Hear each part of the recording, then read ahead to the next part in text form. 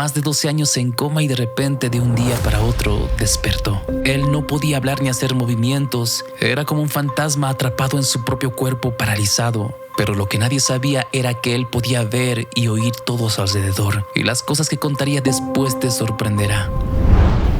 Sudáfrica, 1988. Él es Martin Pistorius. Tiene 12 años y una vida normal. Va a clases, juega con sus amigos a su deporte favorito y le encantaba ver la televisión. Una tarde, mientras pasaba las horas entretenido con su hobby, que era desarmar y armar componentes eléctricos, su madre notó que Martin estaba más cansado de lo normal. Él le dijo que le dolía la garganta y todo indicaba que se trataba de un simple resfriado. Por ello, sus padres no le dieron mayor importancia, pero el estado de salud de Martin empeoró conforme pasaron los días. Él se estaba quedando sin energía y pasaba la mayor parte del tiempo durmiendo. Incluso perdió el apetito hasta dejar de comer por completo. Por último, comenzó a manifestar problemas en el habla, al igual que le era imposible mantener la mirada fija. En todo ese tiempo los médicos no tenían un diagnóstico claro, pero sospechaban de una posible causa infecciosa en el cerebro, causada por una meningitis criptocócica de los tejidos que cubren el cerebro y la médula espinal llamado meninges. Por el momento, todo eso era una hipótesis, ya que nunca se supo en verdad lo que le pasó a Martin.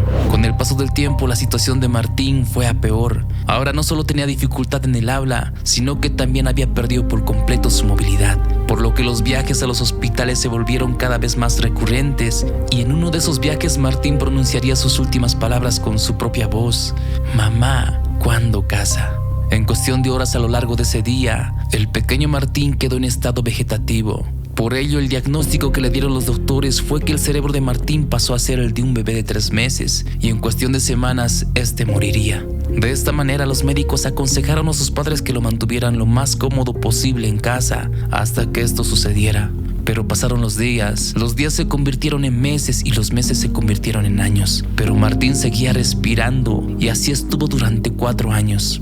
Quiero contarles algo para que entiendan el verdadero infierno que pasó Martin a partir de ese entonces. El coma es un estado profundo de inconsciencia. La persona está viva pero es incapaz de moverse o responder a su entorno. No escucha de forma activa ni vuelve en sí de un día para otro. Y mucho menos está durmiendo o viviendo un estado de ensoñación. Pero Martin jamás estuvo en coma. Esto fue una mala interpretación de los medios de comunicación.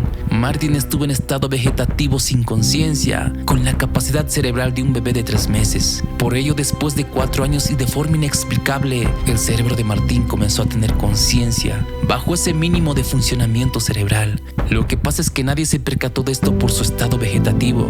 A lo largo de ese tiempo, Martin fue puesto bajo el cuidado de un hogar para ancianos y personas discapacitadas, con su padre cuidándolo durante la noche. Fue aquí cuando comenzó el verdadero infierno de Martin. A los 16 años, Martin era consciente de todo lo que sucedía a su alrededor.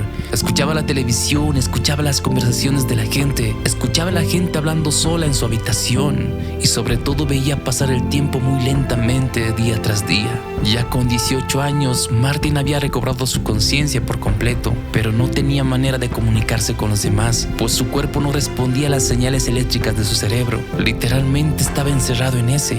Debido a esto, Martin contó años más tarde en su libro God's Boy las terribles y desagradables experiencias vividas. Martin fue víctima de maltratos físicos y verbales por parte de algunos cuidadores del centro en el que estaba ingresado. Incluso también fue víctima de diferentes abusos sexuales. También estaba completamente consciente y despierto para escuchar las discusiones de sus padres, afectados por la tragedia de su hijo, quienes discutían mucho por culpa de ello. Una vez, después de una fuerte discusión, su madre se acercó a Martin y le dijo 4 palabras que Martin jamás olvidaría: «Ojalá te mueras ya». La madre siempre se arrepintió de dichas palabras y quizás nunca las hubiera mencionado si el estado de su hijo fuera otro, pero el dolor y la situación la consumieron. I said to him one day, "I hope you die."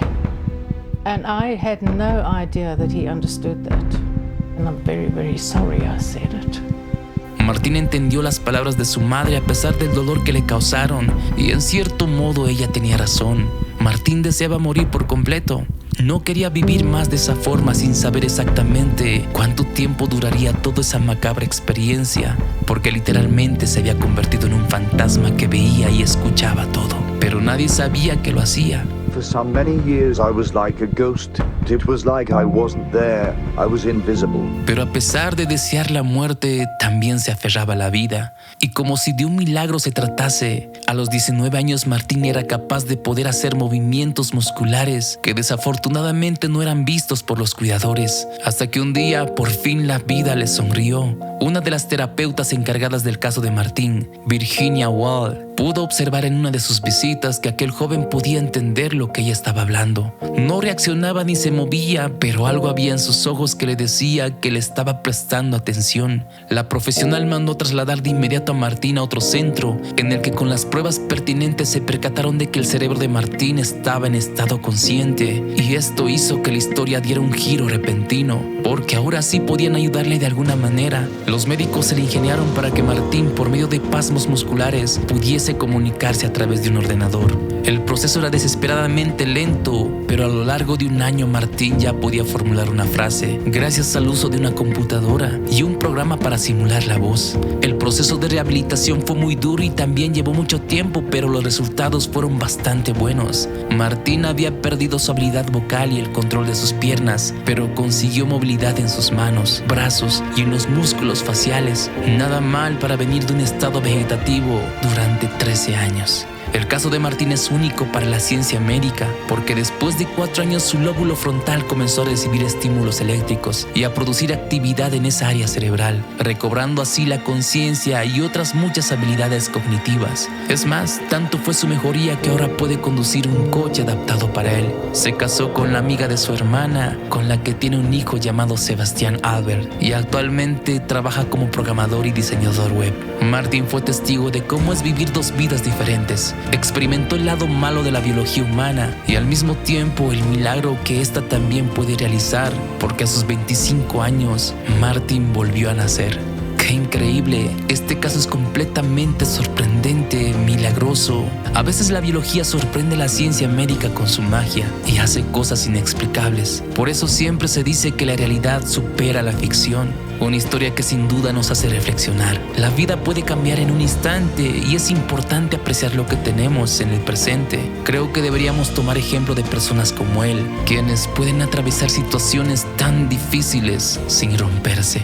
Comparte esta historia con tus amigos. Tal vez pueda animarlos a reevaluar sus vidas, mejorarlas o comenzar a vivir de una manera diferente. Después de todo, todo está en nuestras manos y en las manos de Dios.